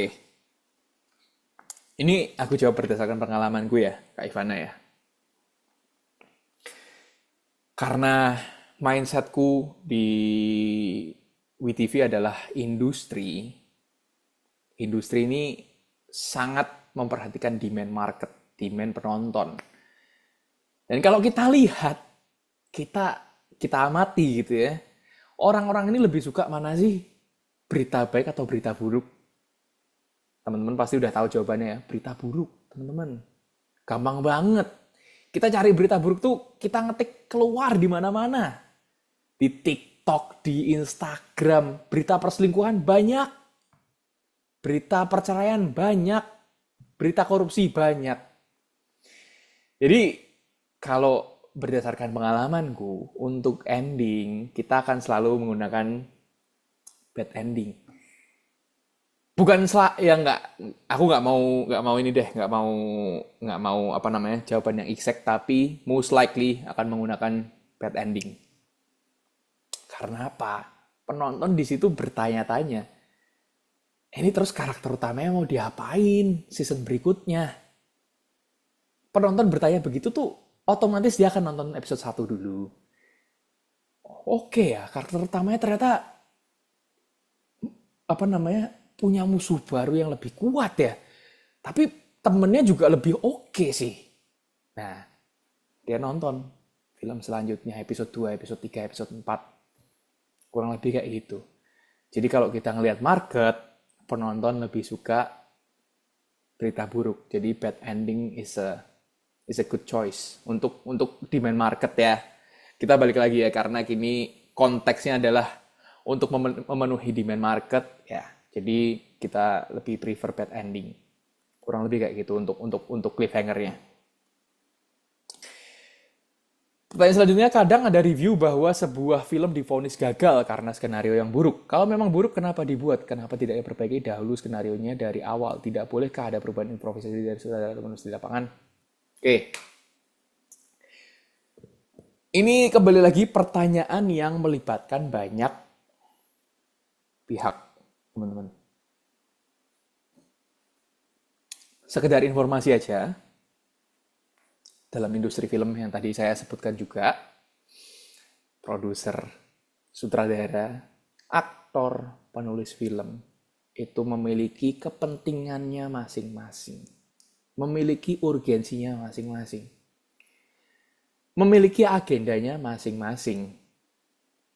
Kita ambil contoh misalnya scriptwriter deh. Misalnya kita semua di dalam ruangan ini adalah scriptwriter. Scriptwriter pikirannya pasti membuat karakter yang kuat, cerita yang oke, cerita yang pokoknya mind blowing, bisa membuat penonton tuh nonton kita sampai habis gitu ya. Tapi di satu sisi, untuk membuat cerita yang bagus membutuhkan waktu yang lama, riset yang lama, pisau analisa yang tajam, dan pengalaman yang banyak. Kita sebagai scriptwriter pasti akan diasah terus, pisau analisanya diasah terus sampai tajam. Caranya gimana? Riset, riset, riset, riset, riset, riset, riset. Itu kan butuh waktu, teman-teman. Di satu sisi, produser, kita balik lagi ke produser. Produser butuh apa sih? Butuh filmnya cepet tayang, butuh cepet sponsor cair, butuh cepet dapat uang, pembeli tiket masuk, cepet bagi hasil. Itu udah tabrakan. Satunya butuh waktu lama, satunya butuh cepet. Itu udah tabrakan. Nggak mungkin ketemu di situ. Jadi kalau pertanyaannya kenapa kok ada skrip yang jelek gak diperbaiki dulu, bisa jadi salah satu faktornya adalah itu. Scriptwriter-nya pengen skripnya bagus, cuman aku butuh waktu lama. Tapi produserku ngebut, kita harus syuting tanggal sekian. Skripnya belum ready, Pak. Aku nggak mau tahu. Produsernya nggak mau tahu. Sponsor mau masuk kalau kita syuting tanggal segitu. Scriptwriter udah nggak punya pilihan lagi. Melakukan semuanya serba cepat. Dan akhirnya ya hasilnya buruk, nggak maksimal. Gitu. Sama halnya dengan aktor. Skripnya belum ready, tiba-tiba misalnya gini nih. Skripnya belum ready, tapi 2 hari lagi Reza Rahadian bisa syutingnya 2 hari lagi. Dan produser udah ngotot, ini film kalau nggak Reza Rahadian nggak akan diproduksi. Scriptwriter juga punya kebutuhan kan. Dia juga pengen digaji kan oleh produser. Pada akhirnya juga dia akan manut ke produser. Dia akan tetap mendeliver 2 hari lagi, skripnya udah harus jadi. Mau nggak mau skrip itu yang sudah yang terbaik. Skrip itu udah terbaik dari yang terbaik yang bisa dia kasih ke produsernya. Kurang lebih kayak gitu, Kak. Pak Hartanto. Semoga membantu ya. Karena memang banyak banget elemen yang harus diperhatikan dalam pembuatan film ini. Jadi, nggak bisa kita menyalahkan satu pihak A, B, C, D. Nggak bisa. Banyak banget yang harus diperhatikan, dan ketika satu film jelek itu tayang, nggak serta-merta salah produser, salah sutradaranya. Biasanya kan kita ngeblamnya, sutradara ini bikinnya sampah banget film-filmnya, nggak ada moral value-nya, nggak ada pesannya. Jangan-jangan bukan karena sutradaranya, jangan-jangan karena aktornya tidak mampu mendeliver skripnya dengan baik. Jangan-jangan karena skripnya belum ready. Atau jangan-jangan budget produksi yang dikasih produser itu tidak memadai. Misalnya budgetnya butuh 5M, tapi produser, udahlah itu setnya diganti sama gabus sama koran aja. Penonton juga nggak akan percaya gitu loh. Misalnya setnya harusnya misalnya kita harus syutingnya di Jogja. Tapi rumah kayak gini kita buat ngirit ongkos, kita ke puncak aja deh. Rumah joglo mana ada di puncak, mau di set kayak gimana pun nggak mungkin bisa gitu. Ya kan? Itu memang banyak banget. Jadi aku harap sih ketika kita melihat film jelek atau film yang memiliki, misalnya dalam opini teman-teman ini buruk, jangan langsung judgment bahwa itu salah direkturnya, salah aktornya, atau salah karakternya, atau salah aktornya, atau salah sutradaranya. Karena memang banyak banget elemen yang harus diperhatikan. Bahkan elemen terkecil pun deh, misalnya kayak marketing. Ternyata marketingnya kelewatan satu tagline yang harusnya dibawakan di dalam poster film misalnya. Itu bisa sangat terjadi, teman-teman. Jadi memang sekompleks itu, dan memang ini sistem yang komunal yang mengandalkan kerja banyak pihak, bukan one man show gitu. Jadi itu perlu dicermati ya, teman-teman ya. Kurang lebih kayak gitu. Jadi Kak, apakah dalam film pendek jika ekspresi yang lebih ditonjolkan akan lebih menarik daripada berdialog? Aku sarankan sih jangan mengkotak-kotakan apakah ini lebih bagus, apakah ini lebih jelek sih. Aku sarankan sih lebih ke kita harus tahu aja sih. Kita harus tahu waktu yang benar, posisi yang benar, karakter kita tuh harus ngapain. Misalnya, Aku orangnya introvert, teman-teman. Saya orangnya introvert, pendiam biasanya. Tapi dalam acara webinar ini, saya harus banyak ngomong. Untuk ngasih teman-teman penjelasan tentang screenwriting. Anggap aja ada satu kamera di sebelah saya kayak gini ya. Ini udah jadi film. Oh ternyata karakternya Alvino Owen Susilo ini banyak ngomong. Padahal kan sebenarnya kalau kita ngambil kamera lebih panjang lagi dari jam 2 siang misalnya. Alvino cuma diem-dieman doang, belajar materinya apa yang akan dibawakan di dalam kamar. Dan dia berkontemplasi sama dirinya sendiri. Nah tergantung. Makanya kita sebagai penulis kita harus tahu karakter kita tuh mau ngapain. Karakternya Alvino ini mau ngapain? Kalau karakternya Alvino ini mau nyeduh teh dengan pembawaan yang introvert tadi, nggak mungkin aku nyeduh teh dengan terus ngomong, wah gila banget ya hari ini panas banget, nggak mungkin. Pasti karakternya Alvino nyeduh teh, ngeliatin atas, diam, mikir entah apapun itu, atau mungkin pikirannya kosong, nggak mungkin aku yang terus bercakap-cakap banyak gitu ya. Jadi kita memang harus mengenali karakter kita seperti apa, jangan mengkotak-kotakan, oh lebih baik lebih dikit dialog, lebih banyak aksi, nggak juga. Dialog juga sama pentingnya kok dengan aksi. Cuman kembali lagi, posisinya di mana, penempatannya gimana, jangan terlalu overuse. Apapun itu, jangan terlalu overuse. Kalau kita kebanyakan dialog, penonton juga bosan. Terlalu too much information, terlalu banyak aksi, mungkin penonton juga bosan. Ini opo sih, cerita apa sih gitu loh. Ini paham ya? Setiap karakter tuh punya tempatnya masing-masing dan porsinya masing-masing. Cara bertuturnya setiap karakter berbeda-beda.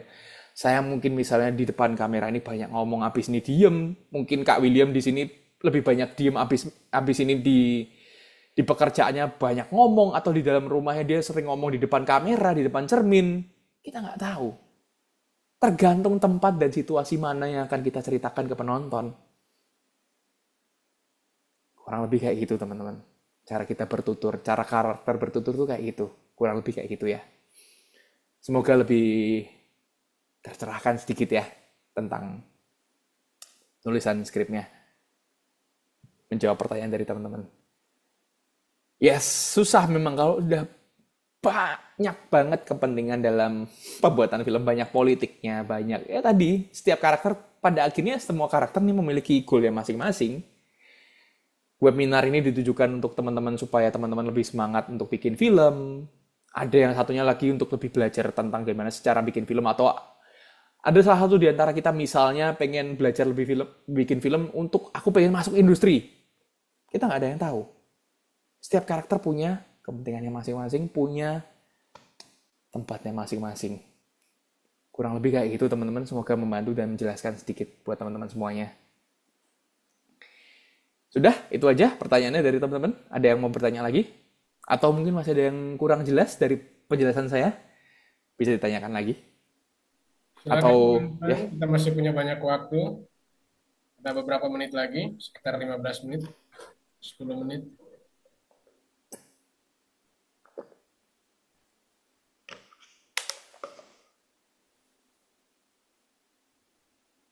Saya pikir materi yang sudah disampaikan oleh Kak Vino tadi sangat eh, membantu kita, teristimewa bagi teman-teman yang sudah mendaftar dan mau terlibat dalam kompetisi short movie ini. Kita kita akan menerapkan apa yang tadi diajarkan atau disampaikan oleh Kak Vino. Ya, saya pikir hal yang baru mungkin selama ini kita memulainya dengan eh, sepengetahuan kita atau mungkin pandangan kita. Sekarang kita melihat dari sudut pandang yang lebih profesional, ternyata seperti ini. Gitu. Jadi seperti Kak Vino bilang tadi, mulai saja, tulis saja. Ya, kalau kita sudah punya niat, pasti kita bisa mencapai apa yang menjadi goal kita teristimewa sebagai tim dalam proses ini. Silakan teman-teman, kalau ada yang masih mau bertanya. Oh ya, ada pertanyaan lagi.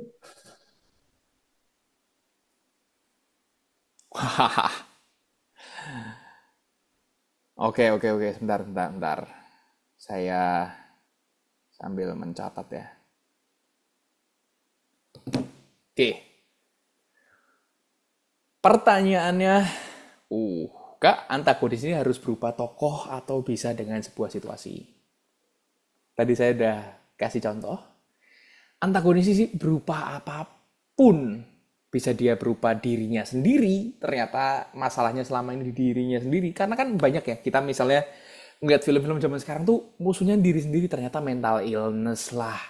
Atau memiliki gangguan pikiran. Itu bisa jadi penghambat dalam sebuah cerita. Dan penghambat itu semuanya antagonis. Penghambat karakter utama dalam mencapai goalnya itu antagonis, titik. Misalnya tadi aku mau beli nasi goreng, tiba-tiba hujan deras, otomatis saya nggak bisa dong jalan ke depan. Itu udah antagonis, hujannya tuh sebagai antagonis udahan. Jadi antagonisnya bisa berupa apapun. Tadi kan kita juga udah nonton, bukan nonton, apa sih kok nonton? Finding Nemo, seekor ikan badut pengen menyelamatkan anaknya, dia penakut, itu udah antagonis. Penakut, dia pengen menyelamatkan di samudera lepas tapi takut loh. Itu udah antagonis, penghalang. Samudera lepas, penakut. Itu dua kata yang kontradiktif. Itu udah bertabrakan. Itu. Jadi antagonis ini bentuknya bisa bermacam-macam. Gak harus selalu orang. Bisa aja situasi, bisa aja diri sendiri. Bisa aja musuhnya Tuhan misalnya. Kalau teman-teman nonton Bruce Almighty, ya itu kan musuhnya quote on quote Tuhan gitu ya. Sesuatu yang sifatnya supernatural, superpower gitu. Bisa aja. Jadi dimensi-dimensi antagonis ini beragam. Yang penting tujuan dia, pertama yang harus aku ingatkan, tujuannya antagonis ini harus bertabrakan sama goal utama karakter utama kita. Itu aja yang harus diperhatikan. Gitu. Semoga menjawab Kak Salometa. Singkat aja, kalau layangan putus klimaksnya di mana Kak Alvino? Waduh. Oke. Klimaks. Kalau sebelumnya Kak Tony atau Pak Tony sudah pernah menonton belum ya untuk layangan putus? Karena kalau belum nonton nanti agak susah nih jelasannya. Oh sudah ya, sampai episode 8 sudah nonton semua.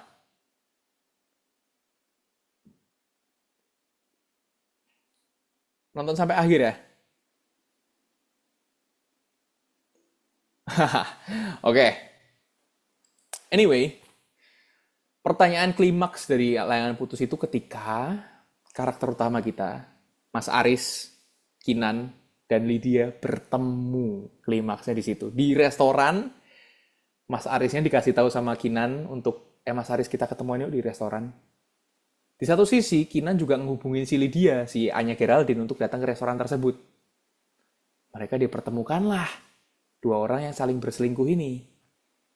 Itu puncak klimaksnya. Dan di situ Kinan juga sudah siap kan, karena dia sudah menjebak dua karakter ini untuk akhirnya bertemu. Mereka bertiga akhirnya bertemu di satu tempat yang sama setelah beberapa episode, 4, 5, 7 episode main kucing-kucingan. Nggak pernah ketemu dalam satu frame. Itu klimaksnya di situ. Dan saya harus jelaskan di sini juga ya, karena itu kan mediumnya adalah series. Setiap series, setiap episode itu memiliki klimaksnya masing-masing. Tapi kalau kita memecahnya dia dalam 3 act structure, dalam struktur yang tepat dalam cerita yang keseluruhan, episode 1 sampai 8, klimaksnya adalah ketika Kinan mempertemukan Aris dan Lydia di satu tempat yang sama. Setelah kucing-kucingan selama berepisode-episode. Di situ kan akhirnya Kinan memutuskan untuk Mas Aris kita cerai. Itu dia. Langkah yang diambil. Gitu kurang lebih. Sosok antagonis adalah penghalang bagi protagonis karena goal mereka berbeda. Berarti memungkinkan kalau di tengah cerita protagonis akhirnya malah jadi penghalang bagi antagonis. Dan peran mereka jadi berbalik. Ini paradoks ya pertanyaannya sebenarnya. Paradoks banget ya. Jadi ayam telur gitulah ya. Bisa saling menjadi penghalang satu sama lain. Cuman ya pada akhirnya kita memiliki banyak elemen dan salah satunya adalah mungkin ada screen time. Kemudian siapa yang mau dibawakan di apa namanya di filmnya tersebut gitu ya. Kalau kita balik lagi ke film Spider-Man tadi misalnya, kita tahu goalnya Norman Osborn itu untuk balas dendam karena dia perusahaan Oscorp-nya ini diambil alih sama rekan bisnisnya sendiri. Itu kan kasihan juga sebenarnya Norman Osborn. Kita bisa rooting nggak kan Norman Osborn? Bisa banget. Tapi kenapa bukan Norman Osborn karakter utamanya? Kenapa bukan protagonisnya si Norman Osborn? Ya karena balik lagi judulnya apa? Spider-Man. Screen time-nya paling banyak siapa? Peter Parker. Jadi tabrakan jadi saling menghalangi itu tidak akan terelakkan dalam sebuah film. Protagonis akan pada akhirnya juga akan jadi penghalang bagi antagonis, tapi nggak serta-merta tiba-tiba protagonisnya berubah jadi antagonis, nggak juga. Kalau kita melihat dari POV-nya antagonis, protagonis kita adalah penjahat. Bagi Green Goblin, Spider-Man ini orang jahat. Aku pengen balikin perusahaanku, masuk nggak boleh? Aku pengen balas dendam. Orang-orang ini, rekan-rekan bisnisku ini udah jahat ke aku, ngambil perusahaanku yang jumlahnya jutaan dolar. Masa aku nggak boleh balas dendam? Kan pasti pemikiran Green Goblin kayak gitu. Atau pemikiran Norman Osborn pasti kayak gitu. Pemikiran Spider-Man, ya tapi balas dendammu membunuh banyak orang yang bertentangan dengan value-ku. Dan itu tidak serta-merta membuat Norman Osborn atau Green Goblin menjadi protagonis. Kurang lebih kayak gitu, teman-teman. Jadi, cara mendiferensiasinya kayak gitu. Judulnya apa, screen time-nya gimana, dan kita ini ngambil POV-nya dari siapa. Gitu. Kurang lebih kayak gitu. Semoga membantu ya. Gimana caranya untuk menulis sebuah skrip film yang kekuatan filmnya malah dari dialog namun tidak membosankan? Jawabannya simpel sebenarnya. Kenali karakter. Kenali karakter. Kenali karakter yang teman-teman buat. Karakter yang kita buat seperti apa? Misalnya bikin karakternya anak SMA. Anak SMA settingnya tahun 2015-2017 deh, yang seangkatan sama aku. 2015-2017 di kota Semarang dengan apa namanya kondisi status sosial menengah ke atas misalnya kayak gitu. Pasti dialognya nggak mungkin, aduh hari ini makan apa ya? Aku nggak punya uang nih. Mudeng ya sampai sini ya. Nggak mungkin orang dengan status sosial tertentu memiliki masalah yang sama. Orang memiliki status sosial yang menengah ke atas nggak mungkin punya masalah yang status sosialnya mohon maaf agak di bawah gitu. Misalnya di bawah memiliki masalah terlilit pinjol atau terlilit judi online misalnya. Cara dia berdialog, cara dia berinteraksi dengan sesama, cara dia mengeluarkan gestur, cara dia bertutur, cara dia berkomunikasi dengan teman-temannya, cara dia menggerakkan tangannya, cara dia berkedip, cara dia bernafas itu pun berbeda. Cara dia jalan badannya entah tegap, kalau misalnya yang ekonominya agak bawah, misalnya serba kekurangan, mungkin jalannya agak bungkuk, agak tertutup. Presiden jalannya tegap, gagah, lurus ke depan. Itu sudah mendiferensiasi karakter kita.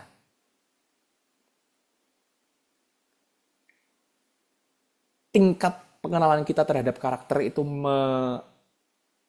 menunjukkan seberapa level karakter kita. Seberapa kenal kita dengan karakter. Seberapa karakter itu kuat atau lemah dalam sebuah film.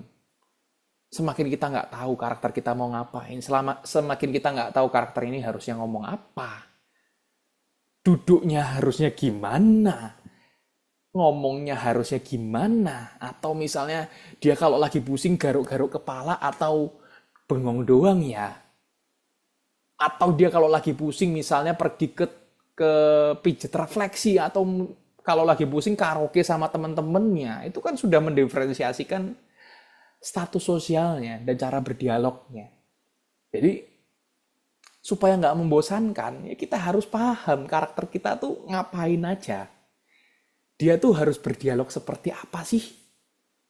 Kayak tadi anak SMA tahun 2015 sampai 17 nggak mungkin ngomongnya skibidiris atau apapun itu yang anak-anak Gen Alpha sekarang ngomongin mewing atau apapun itulah. Nggak mungkin. Pada zaman itu tidak ada kayak gitu. Ketika itu sudah dikatakan di tahun 2015 dan dalam setting film tersebut tidak masuk akal, ya kayak tadi, penonton juga akan udah, aneh filmnya, orang tahun segini nggak ada iPhone 16, tahun segini nggak ada kok skibidi-skibidi itu. Tahun segini belum ada mobil Tesla, tiba-tiba di filmnya di settingnya 2015-16 mobil Tesla lewat. Gak masuk akal, itu elemen-elemen kecil yang penting banget dan kita harus perhatikan itu dalam menulis skrip. Itu bentuk tanggung jawab kita terhadap penonton.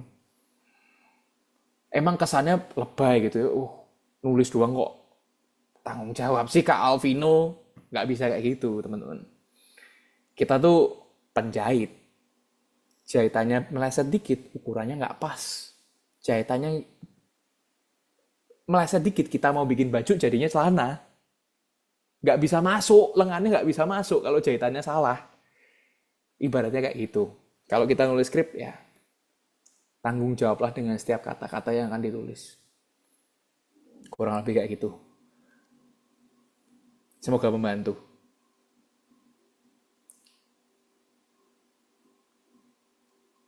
Semoga menjelaskan sedikit ya tadi pertanyaannya dari Kak Christopher. Terima kasih untuk bertanya. Amin. Iya. Ada lagi yang masih bingung, masih Kak Alvino nih ngomong apa gitu? Atau sudah sedikit banyak membantu? Sedikit banyak tercerahkan? Oke, kita sudah tiba di penghujung acara ya teman-teman. Oke. Waktu sudah menunjukkan pukul 20 waktu Indonesia Barat. Terima kasih teman-teman yang malam ini sudah terlibat aktif dalam webinar maupun yang sudah hadir semuanya. Teristimewa kepada Kak Vino yang sudah menjadi narasumber kita, luar biasa teman-teman. Saya pikir kita mendengarkan suatu pengalaman, sharing, sekaligus juga materi-materi yang masih sangat segar ya, yang pastinya sangat dibutuhkan. Gitu. Jadi saya harap teman-teman semua tidak lupa untuk mendaftar atau mengajak kelompok kategorial ataupun eh, kelompok di mana teman-teman terlibat untuk mengikuti lomba short movie ini dengan menerapkan apa yang sudah teman-teman dapatkan pada malam hari ini maupun yang sudah teman-teman dapatkan kemarin malam bersama Kak Seto dan malam ini bersama Kak Vino. Nah, teman-teman, besok kita masih ada webinar nih, yakni webinar dari sudut pandang seorang produser ya. Jadi kita akan berdengar bersama Kak Vincent ya tentang how to start film production ya. Jadi setelah kita mendengar dari sudut pandang seorang aktor, kemudian hari ini seorang script writer, kemudian besok dari seorang produser, kira-kira seperti apa sih cara memulai suatu produksi sebuah film teristimewa short movie. Semoga dengan kehadiran teman-teman besok akan semakin memperkaya pengetahuan teman-teman dan semakin memeriahkan Indonesia Catholic Movie Festival ini sehingga teman-teman semakin bersemangat untuk berkreasi dan mengikuti kompetisi ini. Seperti itu. Dan bagi teman-teman semua yang hadir, kami ucapkan banyak terima kasih dari kemarin hingga hari ini dan kami berharap besok masih bisa hadir bersama kami. Kita mengikuti dengan meriah, dengan santai ya, seperti tadi banyak pertanyaan-pertanyaan kritis, pertanyaan-pertanyaan menarik yang luar biasa yang semoga semakin memperkaya pengetahuan kita semua. Dan uh, pada malam hari ini kita akan menutupnya dengan doa penutup, tetapi sebelumnya kita akan sesi foto bersama nih teman-teman sebagai dokumentasi kita semua yang sudah mengikuti kegiatan bersama Kak Vino pada malam hari ini. Karena itu saya meminta kita untuk buka kamera kita ya teman-teman, bersama-sama kita akan foto bersama, akan di screenshot oleh host kita ya. Terima kasih yang sudah open cam, yang lain juga boleh ya teman-teman. Terima kasih banyak. Kita akan screenshot. Jangan lupa follow sosial media kami ya teman-teman. Follow sosial media Catholic Movie Fest untuk update-update status dan lain-lain. Update berita-berita terbaru kami. Oke, apakah yang lain masih bisa membuka kameranya? Host akan screenshot. Kita hitung bersama ya. Oke, 3, 2, 1. Oke, sekali lagi. 3, 2, 1. Oke, terima kasih banyak teman-teman. Kita akan tutup dengan doa penutup. Ya, doa penutup ini akan dibawakan oleh eh, Kak Loren lagi ya, Kak Loren atau Kak Vincent. Dan kita akan eh, bersama-sama, eh, mungkin Romo Sisko boleh Romo memberikan berkat penutup, berkat bagi kita semua yang mengikuti kegiatan ini setelah doa penutup. Boleh ya Kak Vincent? Oke, Oke. malam semuanya, malam Bro Rojak. Tiba-tiba gue ditembak ya,